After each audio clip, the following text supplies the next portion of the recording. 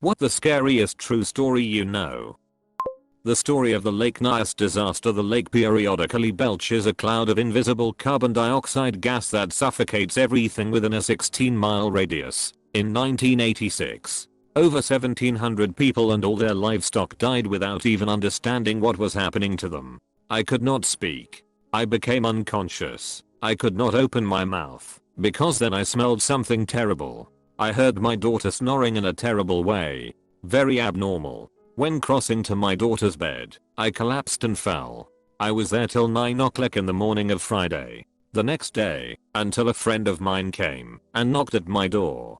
I was surprised to see that my trousers were red, had some stains like honey. I saw some starchy mess on my body. My arms had some wounds. I didn't really know how I got these wounds. I opened the door. I wanted to speak. My breath would not come out. My daughter was already dead. I went into my daughter's bed, thinking that she was still sleeping. I slept till it was 4:30 in the afternoon.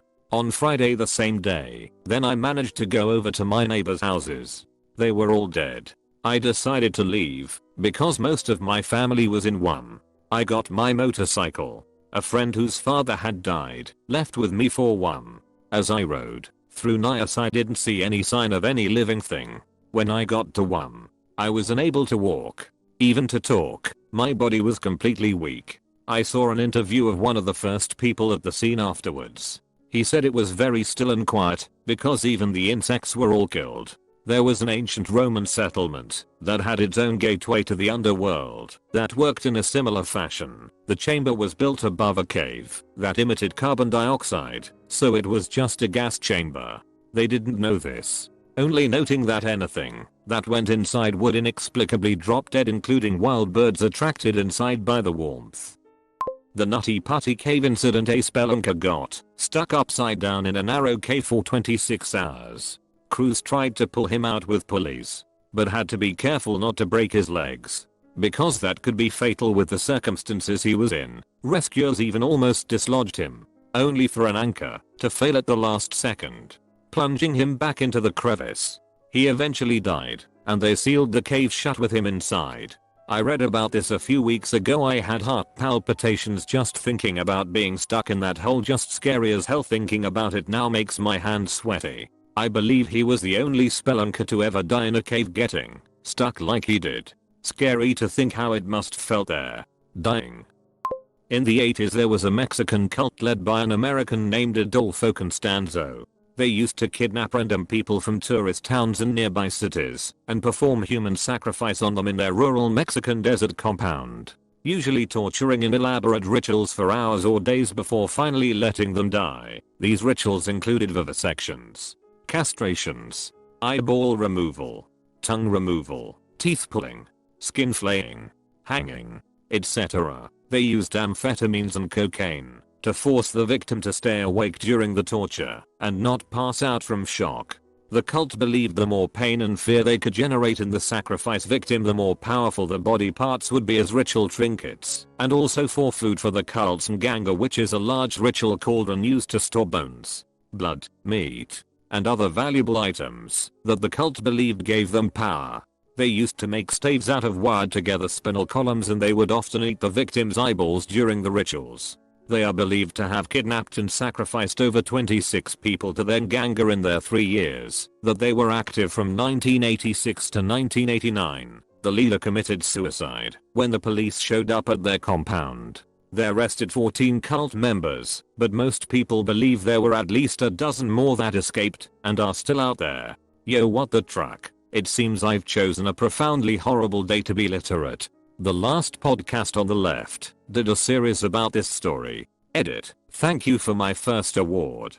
I also thank my buddy who got me turned on to it. Phrasing. I've told this story before. I'm an eye doctor, and I had a patient come to me with an infected eyelid. 2 other eye doctors tried to treat and failed. They were dumping all sorts of medicine into it and it wasn't getting any better. At this point, it was swollen and painful for weeks with no improvement despite being on tons of meds. Apparently, neither of them thought to flip the lid upside down. You know that gross trick some kids do with their upper eyelids? It was a painful maneuver for her very swollen eyelid. which might explain it. Anyhow, there appeared to be what looked like a visible abscess inside the tissue with thick gooey material. I thought I'd give it a nudge and saw it move. This wasn't an abscess. It was something else. I managed to remove it quite easily in one whole piece. It was a fly larva. The patient told me that she had a bug hit her in the eye a few days before she got this infection. I removed the larva, and within 2 days the wound closed, and she was 100% recovered on basic antibiotic eye drops. Yes, I do have the photos from this case for those interested. TLDR, patient had a bug lay an egg in her eyelid, and I removed the larva. Wow, that's truly gross but good for you, and the patient for doing common sense checking to find the obstruction. /r/mechemosopher. Brilliant. Well done. I'm thinking there's a universal concept lurking here somewhere even beyond medical practice. Something along the lines of spend time looking at the problem from all angles, including underneath. A guy in a sinking ship found an oxygen bubble and only drank a sip of Diet Coke every 7 hours. He was rescued after 60 hours, after being under constant danger from drowning and even sharks. Sharks are notoriously fans of Pepsi. His name is Harrison O'Keen. You can watch his rescue video here. Edit. My first awards ever. Thank you so much. I've heard about this one. After his rescue, didn't he need to sit in isolation for a few days as pressure was released? The story of Jane Kloss is terrifying. In rural Wisconsin last year, a 14-ish-year-old girl went missing after her parents were murdered in their home. Police arrived within 4 minutes or so, but she is just gone, of course. Speculation is that she was kidnapped, or that she was in on it, or dead, or whatever. Nobody knows because she has completely vanished. 88 days later, in the dead of a northern Wisconsin winter, she runs out into the street to a woman walking her dog. She had been held captive about 40 minutes from her home. All of that is scary enough, but here's the terrifying part. She had never had any contact with the guy that murdered her family and abducted her. One day he was driving to a new job at which he only lasted a day and saw her get on the school bus. At that moment he decided that he was going to take her. There was no warning, no grooming. There was absolutely nothing that she or her family could have done to avoid everything. A creepy young man saw her from 100 away and decided that he would murder her family and take her for himself. I got to say that I was completely shocked when they announced when they found her. I thought for sure she was dead. Jane is my cousin. Of course no one wants to assume the worst, but by the time she had managed to escape, we had all pretty much assumed she was dead. The emotional roller coaster of finding her alive after my aunt and uncle had been killed like that was insane. It was just crazy seeing the story in all of these magazines, having classmates talking to me about her without realizing my connection, seeing America grieve with my family over this tragedy, etc. For the longest time I didn't allow myself to feel anything because I had the mentality I was too far removed as a cousin who had only met them a couple times, and closer family and friends had it worse than me. Then to see other people who didn't even know them crying was just weird. It almost made me mad. Now I'm getting to a better point with grieving and can appreciate the entire community coming together and stuff, but I'm still emotionally confused about the whole situation. Edit. Holy poop you guys, I don't know what to say. I've really only told one close friend about these thoughts and was so scared to show them to the world, but you guys are amazing. I called my mom and we cried about everything, and she really pushed me to start up therapy again. So I'm planning on making an appointment this week. Thanks again.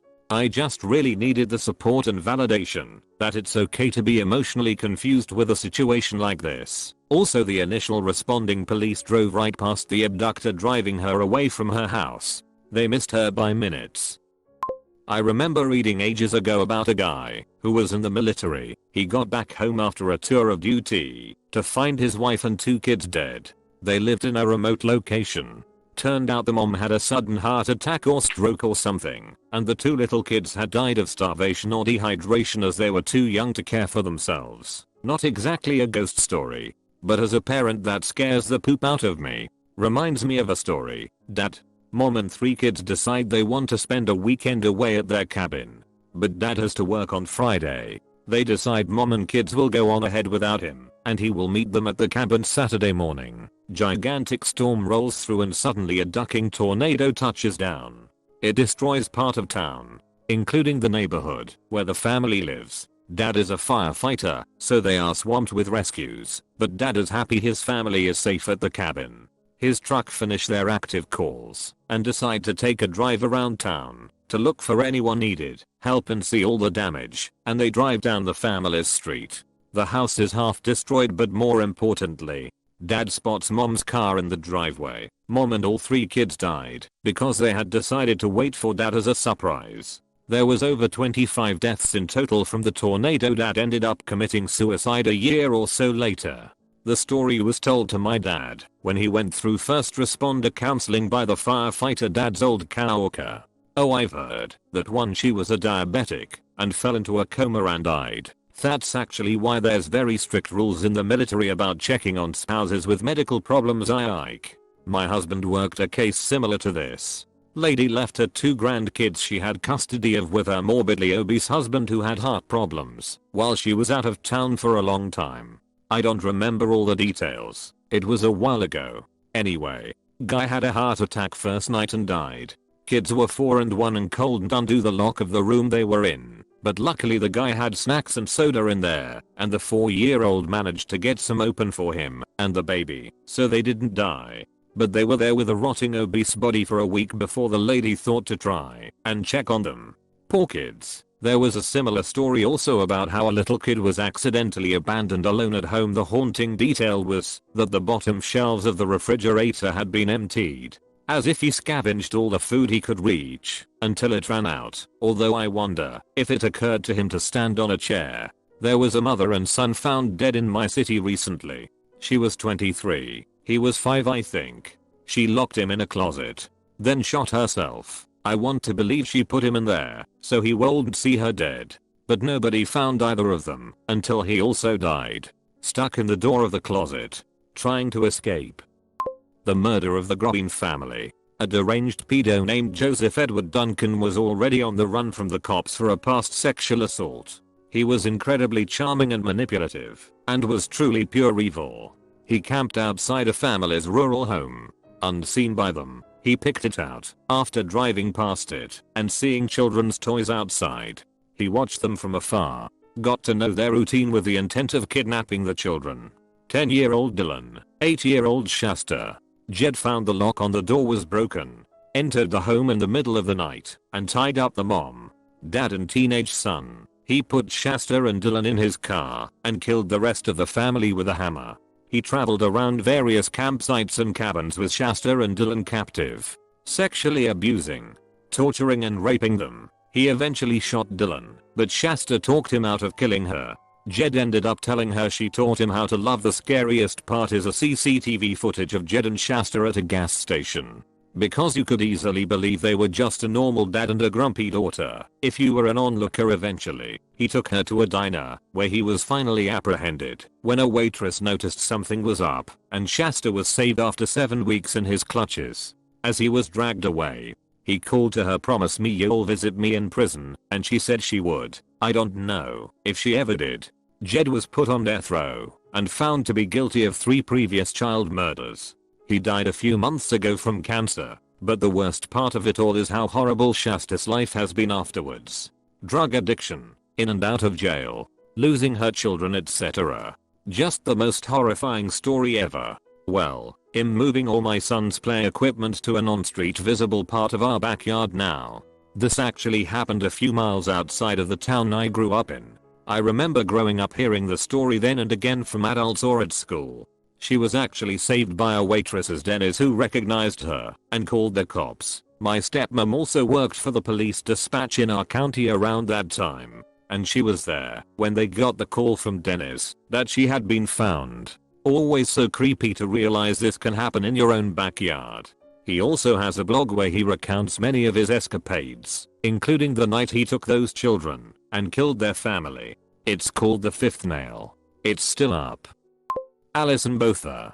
On December 18, 1994, Port Elizabeth resident Alison Botha was abducted, unconsensual intercourse, stabbed and left for dead by Franz du Teuten Thunes Kruger. They slashed her throat 17 times, so deep she had to hold her own head on as she crawled to the road for help. With her other hand she had to hold in the organ spilling from her stomach, where she had been stabbed more than 30 times. By some miracle the knife thrusts had missed her main arteries, so she did not bleed to death and was able to breathe through her severed trachea. There is a documentary that is on Amazon Prime called Alison, worth the watch, but might be traumatic for some viewers. Trailer for Alison. I grew up in Sao and this story was told to me at a very young age. I was shocked as to what happened to her, yet in awe of what she accomplished. She gave a speech at my previous company's conference one year, and I got to meet her. Absolutely phenomenal woman, and I'm honored I was able to chat to her for a few minutes. Wow, just checked out. That is sick crap. In 1949, Timothy Evans was wrongly executed for murdering his pregnant wife and daughter.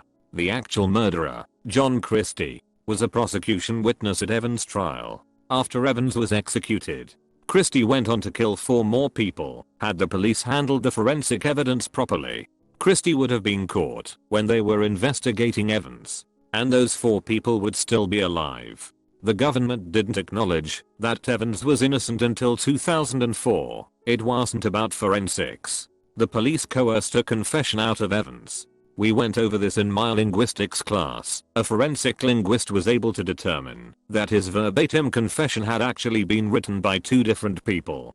That's why he was posthumously exonerated. The Rihanna Mariquin story. A young lady had an affair with her boss in the 1960s.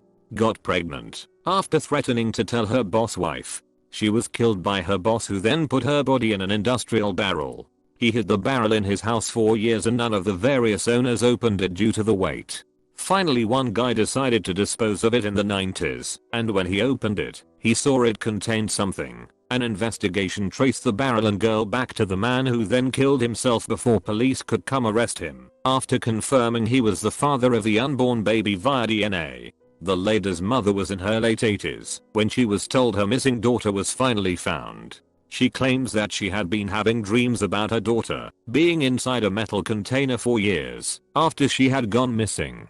Forensic Files did an episode on this. Haunting. I'm glad her mother was finally able to get closure. I grew up in a coastal town in Maine. There was a story that during Prohibition a barrel showed up at the post office with the name of someone that didn't exist. They let the barrel sit there in storage until the waiting period was over. Everyone assumed it was full of booze, and it was consumed by Caribou's townsfolk. When the barrel was empty, it was still quite heavy. They opened it up to find a dead body. I don't know if it's scary, but when I was younger, me and my twin brother would help our friend do his paper route. One summer we could smell something gross coming from one of the houses. We all didn't think anything of it until 3 days later, when the smell was reaching down the driveway. We went to the back door where he normally dropped the paper and noticed it was open. We went in and looked around the house and found the owner dead. He had died of a heart attack and his cats were eating him. It seems to happen a lot. Joseph Fritzl imprisoned his daughter in a secret room in his basement for 24 years and fathered 6 to 7 children on her. He actually ducking planned the whole thing 6 years in advance, got a building permit, and built her an escapable apartment-like prison underneath his house. He drove miles to dispose of trash and do shopping for the imprisoned and not be recognized while doing so. Seriously mucked up. He was only found out because one of the children he fathered got seriously ill and had to be taken to the hospital after spending her whole 19-year-long life underground. He claimed that his daughter Elizabeth, thought to have been abducted by a cult, dropped the granddaughter off at his house because she wasn't able to take care of the sick young woman. Doctors found the story fishy, involved authorities and demanded to speak to Elizabeth in order to find out what her daughter was suffering from. I'm on my phone, so please forgive my formatting. I read about this years ago and the whole thing still haunts me. He was such a sick man. After seeing this here, I decided to read about this case. What he did was heinously monstrous. However, these 2 things stick out. One from Wikipedia. Over the next 2 hours, she told the story of her 24 years in captivity. Elizabeth told the police that Fritzl consensual intercoursed her and forced her to watch pornographic videos, which he made her reenact with him in front of her children, in order to humiliate her. In his opening remarks, Rudolf Meyer, the defending counsel, appealed to the jury to be objective and not be swayed by emotions. He insisted Fritzl was not a monster, stating that Fritzl had brought a Christmas tree down to his captives in the cellar during the holiday season. 3. Elizabeth was reported to be distraught and close to a breakdown after a British paparazzo had burst into her kitchen and started taking photographs. This was during her rehabilitation. The Franklin Expedition. Somewhere in the neighborhood of 150 British sailors and military personnel on 2 ships embarked on a mission to find the Northwest Passage from the Atlantic across to the Pacific through Arctic waters. The ships, named HMS Erebus and HMS Terror, 2 former warships reclassified as icebreakers thanks to their sturdier builds, departed British waters in the 1845 and were never seen again. In subsequent rescue attempts and investigations, it was discovered that quite possibly everything that could have gone wrong on the expedition did so. The weight of the ships with their reinforced hulls and decks designed to fire mortars and cannons off of worked against them, as much of the waters crossed were shallow and filled with rocks and icebergs. The time chosen to launch the expedition occurred at one of the coldest Arctic periods in recent history, meaning the polar ice, and particularly the pack ice, didn't melt like usual as the ships became locked in the frozen water and essentially experienced an endless winter for over 4 years. The food they stored, which was supposed to last 4 years thanks to the revolutionary new process of canning, was bought at the lowest bidder.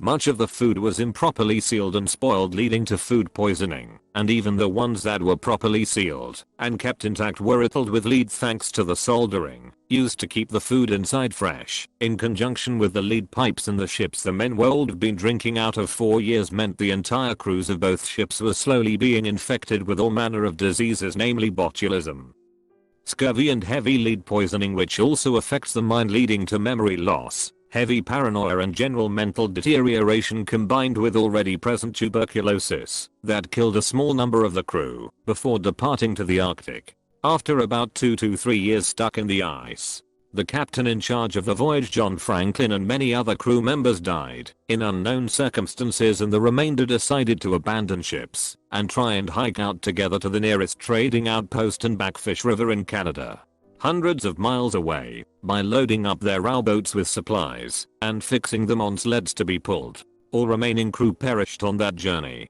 Their remains discovered by local Inuit/Netsilik tribes, who described desolate campsites of skeleton-like corpses with hazily built, half-open tents and even human body parts in cook pots, heavily implying that the men resorted to cannibalism in their last desperate hours. Dan Simmons wrote a historical fantasy book about this. It's fantastic. The Terror. He took the real events and used them as the background to create a horror story from. It's so well written that when reading it, I felt the desire to get under blankets against the cold and drink odge to ward off scurvy. My maternal grandfather, in the days before hot water on tap, put a big pot on to boil before leaving for work for his wife and kids to bathe with. The pot boiled over and extinguished the flame, and he returned to find them dead of carbon monoxide poisoning. My mother was of his second marriage. That happened to my grandfather. He married a woman, and when he came home from work was a jeweler/watchmaker. He found her dead from a gas leak. He went on to marry my grandmother some years later,